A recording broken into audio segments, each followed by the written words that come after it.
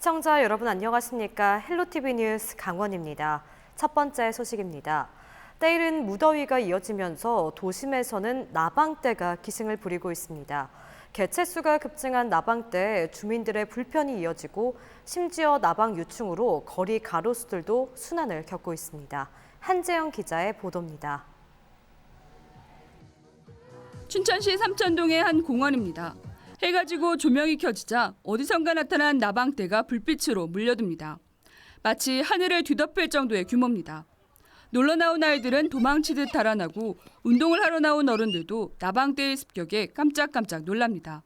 자전거 타다가 나방이랑 손등에 맞은 적도 있고 어떨 때는 막 얼굴에 맞은 적도 있었어요. 그래서 좀 불편하기도 하고 뭔가 좀 스치면 약간 느낌이 무섭기도 해요. 옛날보다 배는 더 많아진 것 같아요. 도심도 나방떼의 습격의 예외는 아닙니다. 불빛을 따라 밤사이 시내로 몰려오면서 그늘진 건물벽과 창문, 복도 안까지 곳곳에 검은 나방이 덕지덕지 붙어 있습니다. 주로 산에 서식하지만 때이른 무더위 등의 개체수가 급증하면서 도심까지 출몰한 연노랑 뒷날개 나방입니다. 성층이 되고 열흘 정도 후 자연 감소하지만 밀도가 높아 주민 피해가 불가피합니다. 부터 계속 이상고온 현상이 계속됐기 때문에 또 그렇고 이제 최근에 이제 좀 이렇게 비도 안 오고 이래가지고 좀 우천이 좀 없었기 때문에 그래서 좀 많이 발생한 걸로 예측하고 있습니다. 인체에는 성충 같은 경우에는 뭐 피해가 있다고 따로 이제 문헌상으로 이제 나와 있는 거는 없는데 이제 날개 이제 나방에 이제 그 가루 같은 경우에 좀 민감하신 분들은 알레르기 반응을 좀 일으킬 수 있습니다. 또 다른 나방 피해도 이어지고 있습니다. 춘천시 남산면 가로수도 벚나무 모시나방 유충의 피해로 몸살을 앓고 있습니다. 개체수가 급격하게 늘어난 나방떼의 습격에 따른 피해는 성충뿐만이 아닙니다. 또 다른 나방의 유충으로 보이는 애벌레가 잣나무에 빼곡하게 들러붙어 2, 3일 만에 모든 잎을 갉아먹고 가지만 앙상하게 남겨놨습니다. 주민들은 이례적으로 급증한 벚나무 모시나방 유충이 흉물스럽고 수십 년이 된 벚나무를 고사시키지 않을까 우려하고 있습니다.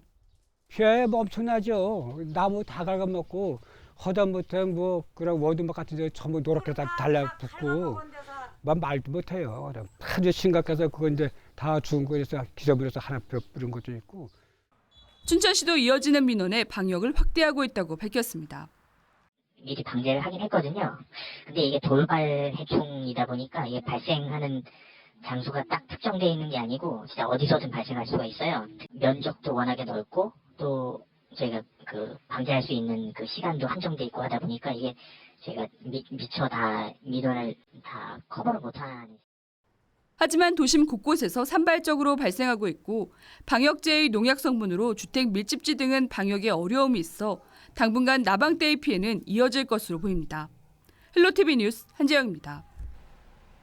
동해안 해역의 수온이 상승하면서 어장 환경이 크게 변화하고 있습니다. 과거 20년 사이 오징어 어획량은 크게 줄었고 국민 생선이던 명태는 자취를 감췄습니다. 올해 오징어 어획량이 반짝 늘었지만 어족 자원은 여전히 부족한 현실입니다. 그런가 하면 난류성 어종인 방어 주산지로 강원도가 주목을 받고 있습니다. 보도에 신강현 기자입니다. 이른 아침 어선들이 하나둘씩 항구로 들어옵니다. 어부들은 배 안에 가득한 오징어를 화로차에 부지런히 옮겨 실습니다. 2달 작업하고 7월 달에는 또 러시아 가고 5월 달에 고기 괜찮게 잡히잖아요. 뭐 그냥 그런 대로 현상 유지됩니다. 평년에 비해 수온이 높아지면서 올해 오징어 어획량이 증가했습니다. 급감하던 오징어 어획량이 이번 겨울 따뜻한 날씨 덕에 반짝 늘어난 겁니다. 이달 들어 오징어 어획량은 하향 곡선을 그리고 있지만 전체 어획량은 지난해에 비해 2배 이상 늘었습니다. 하지만 계속 늘어날 것으로 기대하기는 쉽지 않습니다. 그동안 중국 어선들이 마구잡이 어획을 하면서 오징어 자원 자체가 줄었습니다. 또한 지구온난화의 영향으로 여름철 바다 온도가 지속적으로 상승할 것으로 예상되기 때문입니다. 실제 동해안 오징어 어획량은 지난 2009년 2만 4천 톤에서 2012년 1만 톤으로 반토막이 났고 지난해에는 4천 톤에 불과했습니다. 불과 10년 새 6분의 1 수준으로 줄었습니다. 개체들의 수가 과거에 비해서는 많이 줄었기 때문에 해양 환경적으로는 상당히 이제 많이 잡을 수 있는 그런 여건이 되더라도 어획량이 많지 않은 그런 상황. 반면에 바닷물이 따뜻해지면서 난류성 어종인 방어 주산지로 강원도가 주목받고 있습니다. 2015년 1,400톤의 어획량은 지난해 4,900톤으로 3배가 넘었습니다. 지구온난화로 수온이 올라 방어가 강원도 해역에 오래 머물면서 어획량이 크게 는 겁니다. 동해 연안의 수온 상승이 되면서 이제 2017년도에 방어가 3,000톤 가량 잡혔고 2018년도에는 5,000톤 가량 이렇게 증가하는 추세를 지금 보이고 있습니다. 국민 생선으로 동해안 대표 어종인 명태는 사실상 자취를 감추고 2014년부터 정부 차원에서 명태 살리기 프로젝트를 벌이고 있는 형편입니다. 지구온난화로 우리나라 해역의 수온이 상승하면서 물고기 지도가 이처럼 눈에 띄게 달라지고 있습니다. 헬로티비 뉴스 신강현입니다. 동해안 산불이 발생한 지 2달여가 지났습니다. 피해 지역 주민들을 돕기 위해 국민성금과 함께 강원도를 여행이나 행사지로 선택하는 등 각계의 도움이 이어지고 있는데요. 안타깝게도 아직 피해 주민들의 고통은 현재 진행형입니다. 성기석 기자의 보도입니다. 지난 4월 초 인제와 속초, 고성, 강릉, 동해까지 동시다발적으로 발생한 산불로 임야 약 2,832헥타르, 주택과 도로 등 시설물 총 4,773개소가 불에 탔습니다. 산림 피해 규모로는 역대 3번째 산불입니다. 정부가 공식 집계한 재산 피해액만 1,291억 원. 하지만 피해는 눈에 보이는 게 다가 아니었습니다. 산불 직후 동해안 관광 경기가 급속히 침체되면서 해당 지역 상인들의 2차 피해가 발생하자 강원도는 긴급 마케팅까지 펼쳤습니다. 조기에 관광이 좀 활성화될 수 있도록 하기 위해서 동남아라든가 또 일본, 중국 다방면에 걸쳐서 팸투어라든가 또 현재 나가서 우리 강원도 관광을 알리는 노력들을 많이 하고 있습니다. 이 같은 소식이 알려지며 지난 2달여간 각계의 관심이 이어졌습니다. 수학여행이나 관광 행사지로 동해안을 선택하는 사람들이 크게 늘어나는 겁니다. 이분들이 하는 장사에 제가 가서 뭐를 산다든가 먹는다든가 이러므로써 이렇게 조금이라도 도움이 되는 게 이분들을 도와주는 것이 아닌가 하는 마음으로 피해민들을 돕기 위한 국민성금도 이어지고 있습니다. 지금까지 약 560억 원이 넘게 모여 200억 원 정도가 우선 이재민 등에게 지원된 상태입니다. 하지만 2달여간의 시간과 이런 각계의 도움에도 산불 피해민들의 고통은 여전히 끝나지 않고 있습니다. 고성 산불의 경우 원인에 대한 경찰 수사가 아직 발표되지 못하며 피해민의 속을 태우는 중입니다. 특히 산불 피해를 입은 중소상공인들은 이렇다 할 보상을 받지 못한 채 고통의 시간을 견뎌내고 있습니다. 중소상공인들은 일을 해야지 벌어먹고 사는데 그 금액은 거기에 첨부하지 않았거든요. 그러다가 지금 2달 동안에 2달 넘게 아무런 일도 못하고 철거도 못하는 상태다 보니까 집안의 생활비라든가 이런 걸 아무것도 못 갖다 줬어요. 그러다 보니까 이혼하는 사례도 나오고. 이들은 7일 청와대와 국회 등을 찾아 산불 피해민들에게 실질적인 복구비 지원을 촉구하는 대규모 집회를 열 계획입니다. 아직도 계속되고 있는 산불 피해민들의 아픔을 최소화하기 위해 앞으로 강원도가 어떠한 방안들을 내놓을지 관심이 모아집니다. 헬로티비 뉴스 성기석입니다.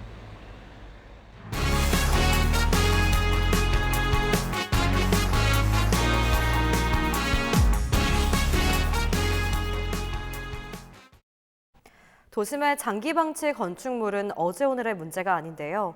안전성과 지역 미관 훼손 등에 대한 문제가 있지만 대부분이 사유시설이라서 마땅한 대책이 없는 게 현실입니다. 정부가 지난 2016년 장기방치 건축물 정비를 위한 법까지 만들었지만 도내 장기방치 건축물은 여전한 상황입니다. 이에 대한 실태와 해결 방안은 없는지 심층 취재했습니다. 장진철 기자입니다.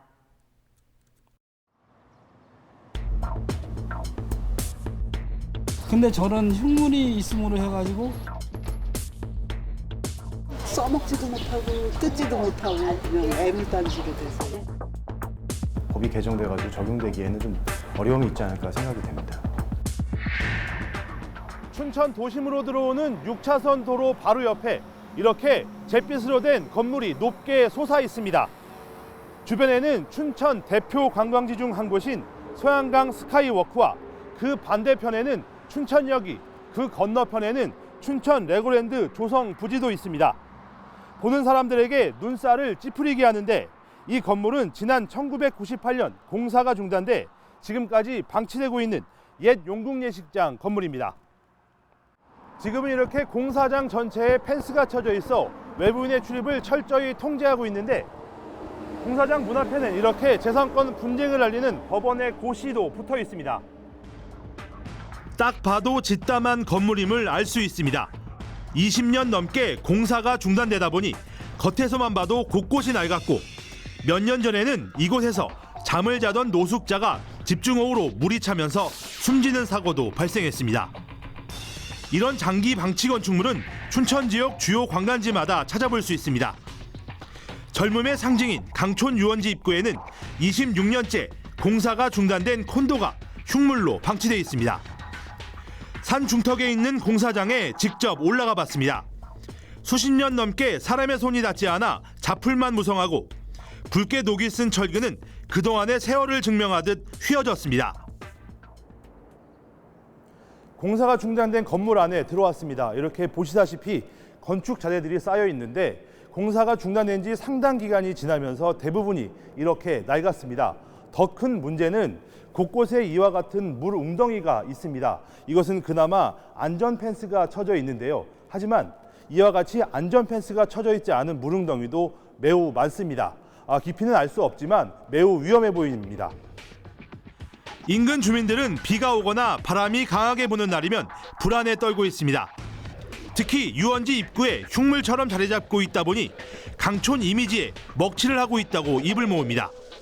네, 바람이 불면 네. 저게 날라오는 거예요, 날라오는 저게. 거야. 저거 저 펜스 치기에. 가장 큰 문제는 여기가 그래도 관광지 유원지 아니에요. 근데 저런 흉물이 있음으로 해가지고 저거 진 뒤로부터 이제 점점 관광객 수가 감소가 됩니다. 또 김유정 문학촌 인근에도 짓담한 다가구 주택 2개 동이 수십 년째 콘크리트 뼈대만 남은 채 놓여 있습니다. 의암호 주변 노른자위 땅인 삼천동에도 국내 유명 그룹의 연수원 조성공사가 2년째 멈춰 있습니다. 그룹의 재정난으로 공사가 중단됐지만 그나마 다행인 건 관리인이 있어 외부인 출입 통제 등 안전 관리가 이뤄지고 있습니다. 공사가 시작됐지만 여러 가지 이유 등으로 공사가 중단된 지 1년이 넘은 장기 방치 건축물은 춘천 지역에만 5곳, 도내에만 49곳에 이릅니다. 지난 2016년 정부가 관련 법안을 만드는 등 장기 방치 건축물 문제 해결에 나서면서 3년 전에 비해 14곳이 줄었습니다. 그중 10곳은 준공됐거나 공사가 재개됐고 나머지는 철거됐습니다. 행정당국의 중재로 소유주 변경까지 완료됐지만 또다시 법리 다툼이 이어진 사례도 있습니다. 춘천 용궁예식장은 3년 전 춘천시가 토지주와 건물주 간 중재로 공사가 재개되는 듯 했습니다. 하지만 공사는 여전히 진행되지 않고 있습니다. 이 일대가 레고랜드 조성을 비롯한 각종 개발 호재로 2명의 땅 주인이 재산권 정리를 위한 소송이 다시 시작됐기 때문입니다. 해당 지자체인 춘천시도 답답하기는 마찬가지입니다. 민사소송이다 보니 건물주와 땅 주인들이 소송과 관련된 정보를 지자체에 제공하지 않고 있습니다.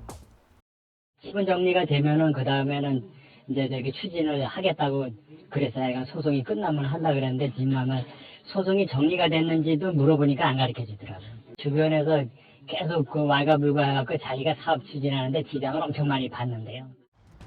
이처럼 장기 방치 건축물 대부분은 건축주의 자금난이나 소유권에 대한 이해관계 대립이 얽혀 있습니다. 사유재산인데다 민사상 실마리가 풀리지 않을 경우 지자체에서 손을 쓸 방법이 없는 겁니다. 건축주와 토지주, 또 건축주와 또 뭐 공사업자 이런 분들 사이에 분쟁이 있는 경우이기 때문에 재판이 확정되기 전까지는 이것을 뭐 철거해라, 뭐 유지해라 이렇게 명하기는 좀 어려운 부분이 사실 있습니다. 정부는 이런 문제를 선도 사업을 통해 직접 투자하거나 컨설팅을 지원하는 방식으로 해결하고 있습니다. 도내에서는 원주시 우산동 옛 시외버스 터미널 옆 주상 복합 건물과 명륜동 도용 쇼핑 건물이 선도 사업을 통해 공사가 본격화되고 있습니다. 도내 49개 장기 방치 건축물 중 정부의 선도 사업에 선정된 건 원주의 2곳이 전부입니다. 정부가 선도 사업 선정에 있어 사업성을 높게 평가하고 있어 타 시도에 비해 낙후된 강원도는 선정이 어려운 게 현실입니다. 여기에 현행법은 정비계획 수립에 그친 선언적인 법에 불과해 지자체에서 감당하기 어려운 안전관리 비용 등을 지원하는 실질적인 지원은 빠진 상황입니다. 최소한 안전관리 비용이라든지 이런 부분을 지원을 해려면 이게 민간 건축물이긴 하지만 그 민간 범위 내 바깥에 있는 뭐 그 도로 부지라든지 이런데 안전회사라든지 이런 부분을 쳐서 할 수 있는 부분들도 있는데 이제 그런 부분에 대한 이제 국비 지원이라든지 이런 게 아직까지 없는 상황이기 때문에 단순하게 이제 법적으로만 뭐 할 수 있다 이렇게 선언하는 것보다는 이런 가운데 장기 방치 건축물에 대해 강제 수용 등 강력한 조치가 가능한 내용을 담은 개정안이 국회에 발의됐습니다. 개정안에는 장기 방치 건축물에 대한 국토교통부의 실태조사 제도 강화와 철거를 위한 기본계획 수립 시 국회에 보고 의무화와 함께 명령 불이행 시 건축물 철거를 위한 강제 수용 조치 등의 조치가 포함됐습니다. 현행법이 개정되면 장기 방치 건축물에 대해 정부의 실질적인 조치가 이행될 수 있는 기반이 마련될 것이라는 기대가 높아지고 있습니다. 수십 년 넘게 공사가 중단된 채 방치되며 주민들의 안전을 위협하고 도시 미관까지 해치는 장기 방치 건축물들. 이를 해결하기 위한 보다 적극적인 대책 마련이 요구됩니다. 헬로티비 뉴스 강희철입니다. 최근 홍천과 원주, 춘천 등의 옥수수 재배 농가에서 줄기썩은병 피해가 속출하고 있어 농가 주의가 요구되고 있습니다. 도 농업기술원은 6일 옥수수 줄기썩은병이 병원균에 오염된 물을 스프링클러로 물을 주는 과정에서 감염될 가능성이 높다고 밝혔습니다. 옥수수는 새잎이 계속해 나오면서 물을 저장할 공간이 생기는데 오염된 물을 스프링클러로 뿌리면 이 공간에 병원균이 저장돼 줄기썩은병이 나타나게 된다는 것이 도 농업기술원 측의 설명입니다. 옥수수 줄기썩은병을 예방하기 위해서는 밭에 물을 줄 때 줄기와 잎에 물을 뿌리는 방법을 피하고 호스 등으로 뿌리는 쪽이나 밭고랑에 물을 주는 방식으로 해야 병을 예방할 수 있다고 덧붙였습니다. 지난해 도내 교통사고의 사망자의 절반가량이 안전띠를 착용하지 않은 것으로 나타나 안전띠 착용의 중요성이 더욱 강조되고 있습니다. 강원지방경찰청 자료를 보면 지난해 도내에서 일반 차량 교통사고로 숨진 91명 중 47.3%인 42명이 안전띠를 매지 않았습니다. 이들 중에는 운전자는 27명이었으며 나머지는 조수석과 뒷자리 등에 타고 있다가 사고를 당해 전좌석 안전띠 착용도 매우 중요함을 보여주고 있습니다. 경찰은 안전띠 미착용 시 사망률은 착용 시에 비해 4배 이상 높다며 전좌석 안전띠 착용을 생활화해 줄 것을 당부했습니다. 우리 지역의 이슈 콕 짚어봅니다. 헬로 이슈 토크. 도내 현안과 이슈에 대해 짚어보는 시간입니다. 강원도 동해안을 휩쓸고 간 화마가 발생한 지 2달이 지났습니다. 하지만 산불로 인해 삶의 터전을 잃은 피해 지역민들은 아직도 그날의 고통으로 몸살을 앓고 있습니다. 전 국민의 성금 모금과 정부의 대대적인 지원 약속에도 불구하고 정작 피해 지역민들은 제대로 된 보상을 받지 못하고 있는 건데요. 무엇이 문제인지, 실질적 피해 보상은 언제 진행될지 이번 시간 자세하게 들여다보겠습니다. 스튜디오에 황영주 강원일보 영서총지사장과 각도영 강원도 의원 나와 계십니다. 두 분 안녕하십니까? 네, 안녕하세요. 네, 지사장님, 먼저 이 고성 속초 발화 원인 수사가 좀 예정보다 좀 늦어지고 있는 것 같습니다. 좀 결과를 기다리는 입장에서는 좀 애가 탈 것 같은데요. 수사가 이렇게 좀 더디게 진행되는 이유가 뭘까요? 네, 이번 산불 수사 결과는 이제 향후 배상 규모와 지원 그리고 그 재발 방지 대책의 기초가 된다는 점에서 굉장히 그 한치의 소홀함도 없이 진행돼야 한다는 점은 모두가 공감을 하고 계실 겁니다. 네. 그래서 원인 규명과 책임 소재가 이제 신속하게 이루어지는 것도 좋지만은 피해 주민들이 그 결과를 신뢰할 수 있어야 되지 않겠습니까? 그래서 이제 이 문제는 피해 복구나 지원과는 그 차원이 다른 문제죠. 네. 그래서 이제 수사는 지금 고성 경찰서 주도하에 도경찰청 강력계 형사들이 투입돼서 지금 수사를 하고 있는데요. 지금까지 그 한전 압수수색을 포함해서 한전 관계자 그리고 도급업체 관계자들 한 40여 명을 주말과 휴일도 없이 소환해서 조사한 것으로 알려져 있고요. 국과수에서 조사한 결과를 포함해서 조사 분량이 6,000페이지에 이를 정도로 방대하다고 합니다. 일단 뭐 국과수에서 한전이 책임이 있다라고 발표를 했습니다만은 경찰로서는 한전에서도 어느 부서에 또 어느 누군가 관리자 책임이 누구인지 또 도급업체의 책임이 있는지의 여부 이런 부분들을 자세하게 이제 특정을 해야 하기 때문에 또 이제 앞으로 이제 당연히 이제 법정 다툼이 벌어지겠죠. 그 과정에서 경찰이나 검찰이 유리한 입장에 쓰기 위해서는 그 유죄를 입증하기 위해서는 정확한 수사가 요구되기 때문에 다소 늦어진 것으로 알고 있고요. 이제는 이제 그 관련자 소환 조사가 어느 정도 마무리됐다고 합니다. 그래서 늦어도 이달 안에는 수사 결과를 발표하지 않을까 이렇게 생각이 됩니다. 그럼에도 이제 피해 주민들의 고통이 이제 너무 크기에 주민들의 정서를 공유한다는 점에서 보다 더 신속하게 수사를 서둘러서 불필요한 의혹이나 그런 불신을 없앴으면 하는 게 이제 저희들의 바람입니다. 네, 그 책임론과 또 피해 보상 규모를 두고도 갈등이잖아요. 그러니까 뭐 피해 지역민들은 한전의 책임이다, 그러니 보상해라 이렇게 이야기를 하고 있는데 좀 명확하게 결론을 낼 수는 없는 걸까요? 과거 2004년 청대산 산불을 예로 들면 좋은 예가 될 수 있을 것 같은데요. 당시에 이제 고압산 절단으로 산불이 발생을 했습니다. 그러나 이제 한전에서는 산불 원인이 고압산 산불이 아니다라고 주장을 했고요. 또 이 같은 결과는 이제 법정 다툼에 들어가서 청대산 산불로 인한 피해 주민 보상이 한 1년 6개월 만에 마무리가 됐습니다. 네. 또 이번에는 산불 원인이 한전 책임이라는 것이 이제 국과수 감정 결과가 나왔음에도 불구하고 이렇게 한전에서는 지자체에서 민사적인 책임은 다 지겠다고 이미 밝혔습니다. 그러나 이제 지자체에서 추산하는 피해 집계 규모를 신뢰할 수 없다는 입장이고 자신들이 그 전문 손해 사정인을 파견해서 조사를 다시 하겠다는 입장에 놓여 있습니다. 또한 이제 가능한 한 한전 측에서는 보상 규모를 축소하려고 노력을 하겠죠. 이 과정에서 이제 법적 다툼이 불가피할 것으로 보여져서 앞으로 완전한 피해 보상이 이루어지기까지는 앞으로도 1년 내지 2년 정도 소요될 것으로 보이고 이런 부분들이 장기화됨으로써 이제 비대위가 구성돼서 오는 7일에는 청와대에서 대규모 이 집회를 열어서 일단 한전의 그 과실이 인정된 만큼 정부에서 우선 보상을 하고 나중에 한전의 구상권을 청구해달라 이런 요구를 지속적으로 이어갈 것으로 보입니다. 네, 저희가 고성과 이 속초 산불 피해 지역민들의 목소리를 영상으로 좀 정리를 해봤는데요. 잠시 영상 보고 오시겠습니다.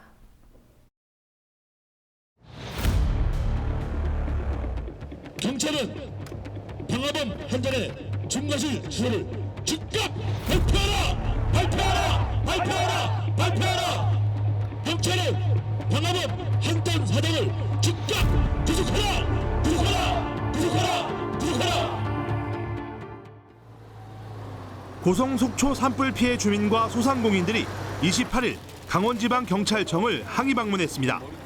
산불이 발생한 지 2달 가까이 지나고 있지만 원인 규명을 위한 경찰 수사 발표가 늦어지고 있기 때문입니다. 비대위 2명, 도 2명, 한전 2명, 그리고 손해사정인 합의하는 사람 1명, 7명으로 구성되는 위원회가 만들어지는 거죠. 거기서 피해 보상을 이제 우선 하는 거죠. 거기서 결정을 해가지고 나중에 재판을 해서 그때 도하고 정산을 하자는 거죠. 뼈대만 남은 녹슨 트럭에서 불길이 솟아오릅니다. 지난 4월 고성 속초 지역 화재 당시 실제로 불에 탄 트럭입니다. 늦어지는 한전 피해 보상에 뿔난 이재민들이 강한 메시지를 던진 겁니다. 대기하고 있던 소방대원들이 곧바로 진압해 별다른 피해는 없었습니다. 거기는 공정하다고 보고는 있습니다. 그런데 그 사람들이 나중에 들어왔을 때 돈 지불하는 사람들은 한전 측입니다. 한전에서 25억을 준다 그러는데 그것 또한 인정 안 합니다. 인정 못 하겠습니다. 저희들이 못 합니다. 우리들이 내도 좋으니 딸아빛을 내도록 우리들 해가지고 우리들이 하는 거 똑같은 거니까 왜 자기네가 만든 거를 인정하고 왜 우리가 만드는 걸 왜 못 인정하는지. 이 밖에도 손해사정 비용 부담을 놓고도 비대위 측과 한전 측이 이견을 보이고 있습니다. 비대위는 오는 7일 청와대와 국회에서 집회를 이어나갈 계획입니다. 경찰의 수사가 막바지에 접어들고 강원도도 이재민들에게 다양한 보상 협의 방안을 제안한 상황. 하지만 당사자인 한전과의 협의는 여전히 평행선을 달리면서 이재민들의 반발 수위는 더욱 높아지고 있습니다. 네, 영상 보고 오셨습니다. 지금 산불이 난 지 2달이 지났는데 피해 지역과 이재민들의 고통은 여전히 현재 진행형입니다. 의원님, 이 당초에 정부가 실질적으로 좀 적극적으로 피해 지역민 지원과 복구를 약속했지만 좀 현재까지는 실질적인 게 좀 미비하다라는 평이 나오고 있는데요. 정부 지원이 좀 속도를 내지 못하는 이유가 뭘까요? 네, 먼저 하여튼 그 피해 조사에 대한 그 객관적인 그런 조사가 지금 완전히 그 마무리된 상태가 아니기 때문에 네. 그야말로 심정적으로는 그 정부나 지자체에서 지원할 수 있는 마음의 자세는 준비가 되어 있는 것 같습니다. 다만 그 피해 조사 규모에 대해서 객관적인 데이터가 없다 보니까 주먹구구식으로 이렇게 뭐 지원할 수는 없지 않습니까? 네. 그러다 보니까 좀 그런 어떤 그 절차상의 어떤 좀 늦어지는 경우는 지금 발생이 되는 것 같습니다. 그럼에도 불구하고 일단 뭐 정부나 지자체에서는 일단 이번 그 산불 피해에 대한 주민들의 그 아픔을 충분히 관리하고 지원할 자세는 갖고 있습니다. 또 한편 좀 늦어지는 경우는 좀 뭐 예비비는 일부 어떤 긴급 자금은 지원됐지만 어떤 추경이라든가 이런 건 또 국회에서 논의되는 과정이 좀 필요하지 않습니까? 네. 그래서 지금 국회가 좀 열리지 않는 상황 때문에 좀 예산의 어떤 그 확정이 안 된 부분이 있습니다만 하여튼 우리 강원도에서는 한 1,300억 정도 이렇게 지금 정부에다 요청한 상태입니다. 그래서 어떤 조만간에 어떤 피해 규모가 이제 확정이 되면 그거에 따라 어떤 그 차등해서 지원할 것입니다. 네, 지금 피해 지역민들 입장에서는 아무래도 좀 생계와 직결되는 문제이니만큼 좀 피해 보상에 대해서 완강하면서도 적극적으로 입장을 표하고 있습니다. 최근 뭐 릴레이 집회를 이어가면서 거센 항의를 이어가고 있는데요. 또 7일에는 청와대 앞 상경 집회도 예고를 하고 있는데 지금 현재 좀 지사장님 상황이 어떤가요? 지금 재난의 현장에서 복구에 여념이 없어야 할 주민들이 이렇게 원정 시위에 나선다는 것은 지금 정부나 지자체의 지원 대책이 괴리가 있다는 것은 이제 네. 반증을 하고 있는 것이고요. 그동안 정부의 1차 종합지원 대책이 발표가 됐었고 또 피해 주민을 돕기 위한 국민의 원정이 한 500억 원가량 모금이 됐었는데 정치권도 이제 여러 차례 현지를 방문해서 온갖 지원 약속을 다 했습니다만은 성금 또한 일부 지금 한 뭐 500억 중에서 한 130억 정도 지원이 되고 한 300억 정도는 그대로 남아 있는 상태고요. 그러나 이제 그 여전히 그 산불 진화 과정에서 보여줬던 그 신속하고 그 전면적인 조치가 이루어지지 않고 있다는 점은 주지의 사실입니다. 이제는 위로의 말이 중요할 때가 아니고요. 정말 실질적인 지원이 이루어져야 되는데 정부와 자치단체가 지원 대책에 또 허점은 없었는지 또 지금까지 한 약속에 대한 이행은 제대로 이루어지고 있는지 정말로 한번 되돌아볼 시점인 것 같습니다. 말보다 실천이 중요하고요. 여야 정치권이 이제 앞다퉈 현장을 방문해서 많은 약속을 했지만은 당장 할 수 있는 산불 피해 복구에 대한 예산이 포함된 추경 예산은 지금 심의 못하고 있지 않습니까? 또 재난 후유증이 거듭되고 있는데도 국회는 두 달째 지금 공전 중이고요. 주민들은 그 울분, 무기력 이런 증세인 그 외상 후 울분 장애를 겪고 있고 네. 대부분의 주민들이 이 증상이 이제 앞으로 이제 우울증 이런 것들도 발전할 수 있는데 벌써 2달이 지났다는 점에서 정치권이 정부, 지자체 정말 제발 한 번만 더 생각을 해줬으면 하는 바람입니다. 네, 이런 상황이 좀 지속된다면 좀 우려되는 것들은 무엇일까요? 이제 그런 상황이 우려된다고 했을 때 이제 사회적 갈등이 일어나겠죠. 주민들의 피해 보상 지연으로 인한 사회적 갈등은 바로 대한민국의 그 재난 구조 시스템의 개선을 요구할 수도 있겠지만은 이런 부분들을 정부에서 보다 더 신중하게 심각하게 받아들여져서 성금 배분이나 지금 성금 배분 같은 경우는 자연재해, 재난, 사회 재난 이렇게 분류를 해서 지원을 하고 있는데요. 자연 재난 같은 경우는 행안부에서 이제 컨트롤 타워를 해서 재난 구호 협회에서 성금이 모금되면은 일괄적으로 지급을 합니다만은 지금 사회재난 같은 이런 산불 사회재난 같은 경우는 컨트롤 타워가 없습니다. 네. 각 그 모금한 그 각 기관 단체에서 각자로 이렇게 배분을 하고 있기 때문에 아직까지 성금 지급이 지연되고 있는데 주민들의 그 향후 그 피해 보상 문제 같은 게 어떤 사회적 갈등으로 발전되지 않도록 이런 시스템 정비 이런 걸 통해서 좀 신경을 써야 할 것으로 보입니다. 네, 그럼 여기서 잠시 고성과 속초 산불 피해 지역민의 목소리 들어보겠습니다. 속초 산불 피해자 및 고성 소상공인 비상대책위원회 장일기 공동대표님 전화 연결돼 있습니다. 대표님 안녕하십니까? 네, 안녕하십니까. 장일기입니다.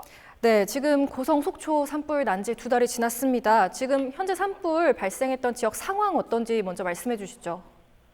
예, 현재 지금 피해민들의 50%가 지금 철거를 못하고 있고요. 그리고 중소상공인들에 대한 정부의 대책이 지금 2달 동안 하나도 나오지 않고 있습니다. 그리고 중소상공인들은 지금 현재 국민성금 또한 현재까지 지금 오늘까지 잔돈 1원도 못 받았습니다. 이게 현재 실정입니다. 이게. 네, 지금 피해 지역민들이 가장 좀 힘들어 하시는 부분은 어떤 부분인가요? 네, 지금 2달 동안에 동네 어르신들이 아직까지 지금 체육관에서 좀 2달 동안 좀 지내고 있고요. 물도 지금 다 떨어져 가고 있고, 지금 보호품도 지금 제대로 못 받고 있는 상태고요. 오히려 지금 자원봉사자님들이 와서 밥을 해주시는 그 음식만 먹고 드시고 계시는데, 그리고 지금 연수원에도 아직 남아 계신 분들이 많이 있습니다. 네, 지금 좀 대책위 중심으로 피해 보상 촉구가 한창인데 지금 늦어지는 네. 조사 그리고 또 정부 지원에 피해 지역민들의 애는 더 탈 것 같습니다. 좀 이에 대한 네. 입장과 또 대책위가 요구하시는 건 어떤 건가요? 네, 저희들이 지금 현재 요구하는 입장은 저희들이 정부 예비비가 지금 1조 8천억이 있습니다. 저희 피해 현재 상황에서 중소상공인들까지 해서 한 30%에서 50%만 먼저 지원을 해주고, 지금 아무 일도 못하고 지금 철거도 못하고 있는 상태에서 일손을 다 놓고 있는 상태란 말입니다. 그래서 그 예비비, 정부 예비비에서 30%에서 50%를 먼저 선보상을 해주고, 그 다음에 우리의 숨통을 좀 쉬게 해준 다음에 그 금액은 한전에 후 부담권을 청구하면 될 것 같고요. 그 다음에 가장 중요한 지금 정부 여당 쪽에서 지금 저희들한테 2달 동안 단 한 번도 오지 않았습니다. 초창기 불났을 때만 대통령하고 이런 분들이 사진 찍기용으로만 와 있고, 정말 지금 당장 중요한 지금 이때까지 한 번도 안 오신 것에 대해서 저희 피해민들이 많은 붕괴를 하고 있고요. 또 하나는 이제 경찰 수사 발표가 지금 2달 동안은 아직까지 발표가 안 났습니다. 경찰 수사 빨리 발표할 수 있게끔 촉구하는 바입니다, 저희들은요. 네, 지금 피해 지역민들의 요구와 또 목소리를 대변하기 위해서 앞으로 계획하신 게 있다면요? 네, 저희가 오늘은 속초시청 집회가 있고요. 이번 주 금요일 날 청와대 집회가 있습니다. 그리고 저희가 말씀드렸다시피 저희는 한 번도 안 쉬고 계속 집회를 할 예정입니다. 정부의 여당이 올 때까지 저희들은 쉬지 않고 계속 집회를 할 예정입니다. 네, 마지막으로 이 자리 빌어서 또 하실 말씀이 있으시다면요? 네, 좀 전에도 말씀드렸지만은 문재인 대통령님께서 쓰실 수 있는 돈이 1조 8천억이 있습니다. 전부 다 달라는 것도 아니고요. 거의 30%만 정도면 30% 50%만 좀 줘서 저희 지금 피해민들 숨통을 좀 쉬고 빨리 일선에 좀 나갈 수 있게끔 좀 도와주시고요. 여당의 대화체를 꼭 좀 부탁드리고요. 그리고 수사 발표 꼭 좀 부탁드립니다. 그리고 정부에당 꼭 좀 오셔가지고 직접 와서 보시고 직접 느끼시고 직접 여러분들 정부 여당 쪽에서 비대위와 아니면은 피해민들과 좀 대화 채널을 좀 열어주셔가지고 꼭 그렇게 행동해 주셨으면 고맙겠습니다. 네, 여기까지 듣도록 하겠습니다. 대표님 오늘 말씀 감사합니다. 네, 고맙습니다. 네, 지금까지 장일기 속초 산불 피해자 및 고성 소상공인 비상대책위원회 공동대표와의 전화 연결했습니다. 네, 의원님 지금 이 목소리 들어보니까 좀 주택 지원에 대한 또 불만이 높은 것 같습니다. 이재민 분들께서 좀 그럴 수밖에 없는 게 평생을 일궈온 이 삶의 터전이 한순간에 이제 잃어버렸는데 이에 대한 지원 기준이 좀 터무니 낮다는 겁니다. 이를 두고 이제 지원 규모를 확대하겠다, 조정하겠다, 또 추가 지원이 있을 수 있다, 이런 얘기는 나오고 있는데요. 지금 지역민들 입장에서는 와닿는 게 좀 없는 상황이라고요. 네, 먼저 일단 피해 이재민들에 대한 지원 대책이나 금액이 사실 현행 규정상 좀 현실하고 많이 동떨어져 있고 좀 괴리가 있다 보니까 네. 나름대로 이재민들에게 정부에서 지원할 수 있는 규정 범위를 개정하거나 새로 제정하지 않는 이상은 현 제도화에서 현행 규정 내에서는 참 이재민들에 대한 지원이 그렇게 충족하지 못할 것 같습니다. 그래서 네. 저희도 그래서 이번에 정부를 강원도에서도 설득시키는 것은 70% 범위까지 좀 지원 기준을 확대해달라고 요구하고 있는 상태입니다. 그래서 현행 규정은 아시겠지만 지금 너무 그야말로 완파됐을 경우에 한 1,300 정도 지원되는 경우여서 아시겠지만 이 규모로는 뭐 전혀 복구가 어려운 상황이기 때문에 저희도 일단 다방면으로 정부를 설득하고 있고 그렇게 지금 좋은 어떤 신호가 오고 있는 상황입니다. 네, 그리고 또 유례없는 피해 규모에 전 국민이 산불 발생 직후 피해 지역민을 돕기 위해서 또 성금 운동을 펼쳤습니다. 좀 그야말로 감동의 물결이었는데 그런데 이렇게 모인 그 모금이 막상 피해 지역에 전달된 건 일부에 불과하다고요? 네, 하여튼 각계각층에서 동해안 산불 피해에 대해서 온 국민의 정성과 구호품이 전달됐는데요. 뭐 정확한 집계는 모르겠습니다. 뭐 오늘 현재 한 500억은 넘는 것 같습니다. 그래서 일부는 좀 지원이 됐고요. 긴급으로 투입을 해서 지원을 했고 나머지는 이제 피해 조사가 완결이 되면 어떤 차등 지원할 계획이라고 재난 구호협회에서 그런 계획을 가지고 있는 것 같습니다. 그래서 뭐 아시겠지만 이 동해안 산불 이재민에 대한 어떤 국민들의 그 뜨거운 성원은 정말 초등학교 학생서부터 우리 뭐 손흥민 선수까지 정말 각계각층에서 여러분들에게 용기를 잃지 말라고 성금을 보내주신 것 같습니다. 네, 일단 또 피해 지역에서는 또 예비비를 요구하고 있는데 이거는 가능할까요? 네, 예비비라는 건 뭐 예산의 1% 범위 내에서 이렇게 이제 나름대로 책정을 해놓고 있는 예산인데요. 우리가 그 동해안 산불 피해가 났을 때 강원도에서는 예비비를 일단 집행을 일부는 했습니다. 그러면 이제 예비비는 그야말로 어떤 긴급 어떤 상황을 잠재우기 위한 어떤 대책이고 보다 항구적인 대책은 이제 추경의 본 예산을 세워서 보다 어떤 주택의 어떤 개량을 복구하고 신축하고 이런 작업으로 하려고 그러면 예비비를 뭐 추가로 더 지원하는 것보다는 추경을 통해서 확실한 어떤 복구 이런 게 필요하지 않을까 이렇게 생각하고 있습니다. 네, 지사장님께서는 어떻게 생각하세요? 예비비 요구하고 있는 이 상황에 대해서? 저는 지금 비대위의 요구사항이 이제 예비비를 통한 우선 보상 그리고 한전에 나중에 구상권 청구 이렇게 방안을 제시를 하고 있는데 저도 지금 조속하게 피해 주민들의 보상을 신속하게 이루어지기 위해서는 이 방법밖에 없다고 생각을 하고 있습니다. 그래서 이 부분에 있어서 이제 정부나 지자체들이 좀 신경을 써서 진행을 하고 또 이제 그동안의 그 보상 기준이 이제 정부에서는 시설 중심으로 이루어졌고요.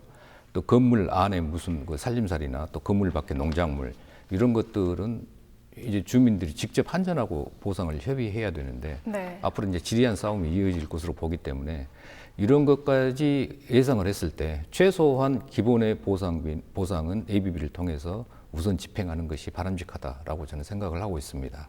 오늘 말씀 여기까지 듣도록 하겠습니다. 두 분 감사합니다.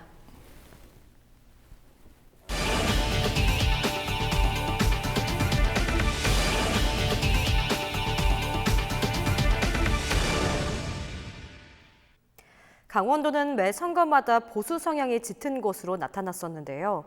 그렇다면 그 이유는 무엇이고 앞으로의 전망은 어떤지 짚어봤습니다. 반공주의에 입각한 보수주의가 굉장히 강한 지역으로 어떤 그 분단도가 갖는 아픔이라는 것이 천형처럼 있었던 거죠. 그러다 보니까 이제 레드 컴플렉스가 나는 이제 있었지 않았나. 강원도의 정치색 하면 흔히들 보수를 떠올립니다. 실제로 매번 선거 결과가 나오면 강원도는 온통 붉게 물들었습니다. 오랜 보수의 텃밭이던 강원도, 왜 그런 걸까요? 역대 대선 결과만 봐도 강원도에서 진보정당이 승리한 적은 19대 대선 문재인 대통령 단 한 번뿐입니다. 그마저도 압도적으로 승리했던 수도권을 비롯한 지역들과는 달리 절반 이상의 지역에서는 홍준표 대표가 더 높은 표를 가져갔습니다. 20대 총선에서도 8석 중 6석을 새누리당이 차지했었죠. 그럼 대체 왜? 강원도는 왜 자꾸만 보수를 찍어준 걸까요? 반공주의에 입각한 보수주의가 굉장히 강한 지역으로 유지가 됐고 그게 아마 90년대까지도 계속해서 그런 성향을 보였어요. 그리고 최근까지도 많이 남아있고. 이 강원도의 문화가 이제 뿌리 깊은 약간 이제 레드 컴플렉스 같은 게 이제 있었다 저는 이렇게 보는 거죠. 그러니까 그런 반공의 어떤 어떤 기조가 있었던 최전선이었다 강원도가. 그러다 보니까 반공을 국시로 삼은 나라에서 어떤 그 분단도가 갖는 아픔이라는 것이 천형처럼 있었던 거죠. 그러다 보니까 이제 레드 컴플렉스가 나는 이제 있었지 않았느냐.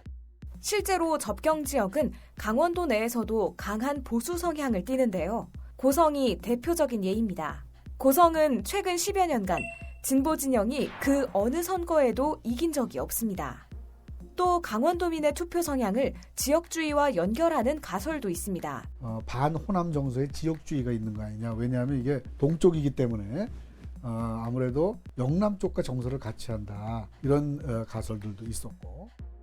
상대적으로 지리적인 위치가 호남보다 영남에 가까운 강원도민들은 정서적인 유대감을 영남 지역에 가지게 됐고 자연스럽게 보수주의 성향을 띠게 됐다는 겁니다.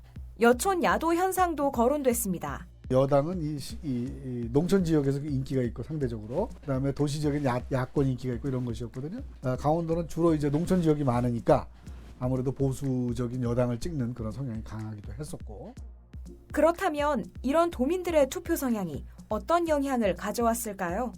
또 과거 정부 여당을 지지해 왔다고 하는 것은 결과적으로 여야 모두에게 강원도는 관심 밖으로 밀려나게 됐다. 정부 여당은 강원도에 대한 특별한 배려나 관심을 갖지 않아도 그 표는 강원도로 오게 되어 있고 또 야당은 야당대로 우리는 아무리 노력해도 그 표는 여당으로 갈 수밖에 없다. 이런 이야기는 결국은 강원도 여야 모두가 그 정치권에서 관심 밖으로 밀려나는 그런 부정적인 결과를 초래하게 된 것이죠. 그런데 눈에 띄는 점은 최근 강원도민들의 정치 성향에도 변화의 바람이 불고 있다는 겁니다.